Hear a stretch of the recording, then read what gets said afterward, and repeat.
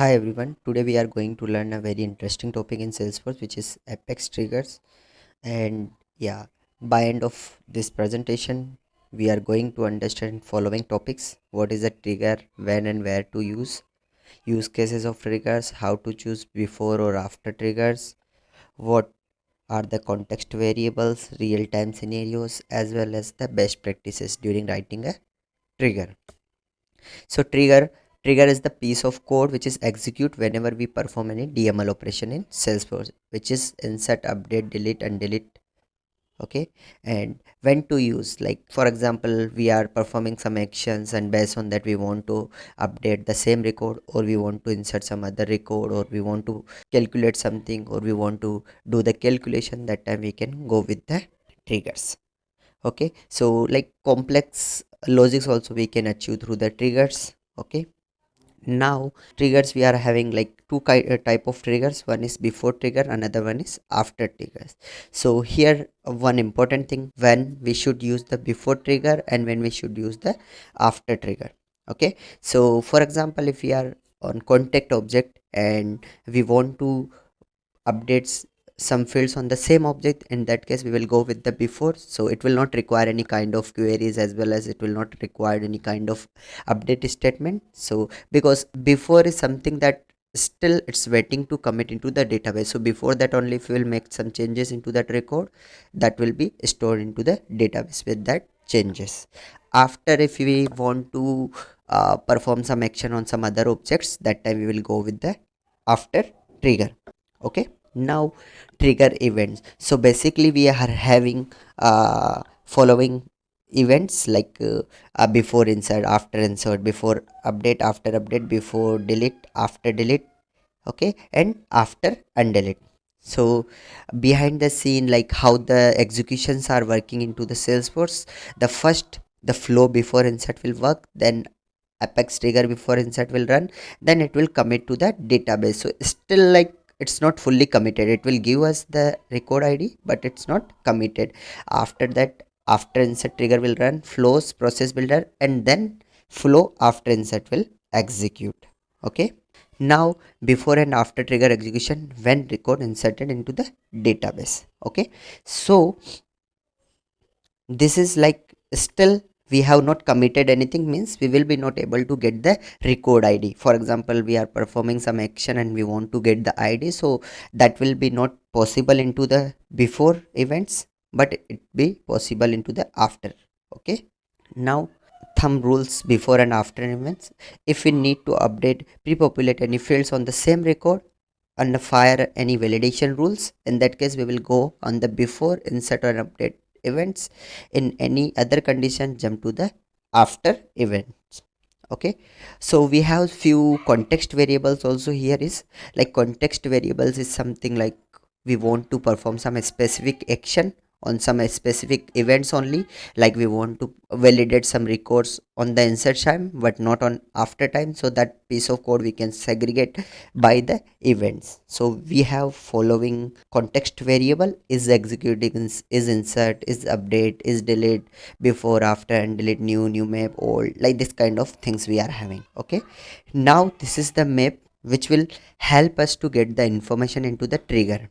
Okay, suppose if you are running on the before insert, so in before insert, trigger dot new will be present, but trigger dot new map, old, and old map will be not available. In after insert, we are going to get the new and the new map, but not the old map, because before insert how we will get the old values, right? But before update we are having all the maps and all the list, and same for the after, because after means we have the old value as well as the new values. In before delete, we are not having any kind of new things, because record is deleted. Now we are not having anything, just records are deleted. Same for the after.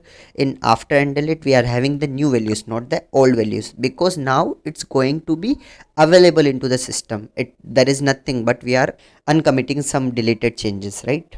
So basically this is the thing. So let me show you also into the Salesforce how it's working. So let me create a new trigger. So let me give as a best practice, trigger first character should be capital, and we should like give like this, like I want to add before insert, before update. Okay, so as we are learning context variable, so it's like pretty simple. We just need to use like trigger dot is insert.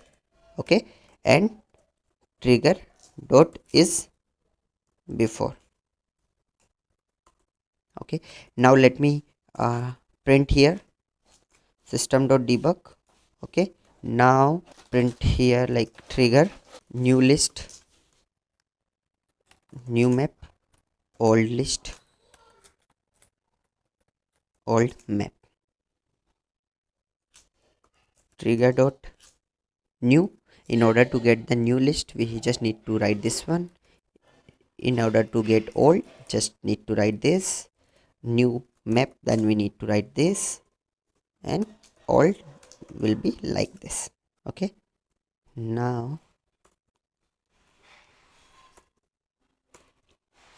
so before insert, let me after insert, update, update.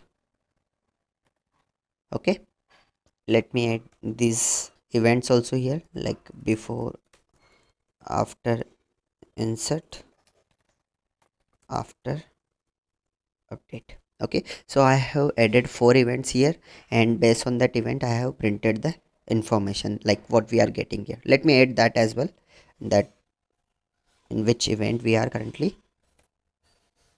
So in before insert. Okay, now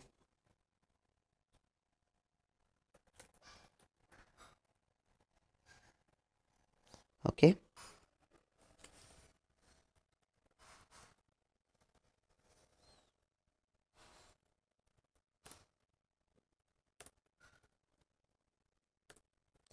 so I have just added like 4 context variable, like in before insert, after insert, before update, after update, as well as I have just printed all the list and maps. Now let me save this one and create a new record, like a contact record. Also let me open the developer console so we can check the debug logs. Okay, so let me create crm trigger demo. Okay, now let me click on save. Right now we are inserting the record, so 2 events will fire, before insert and after insert. So this is the I think this one should be the debug log. So right now we can see in before insert we are getting the id as null. As I mentioned, in before we will not get the id, and we can see null, null and null, everything is coming null. Now we can see here only trigger dot new is present, other things are null.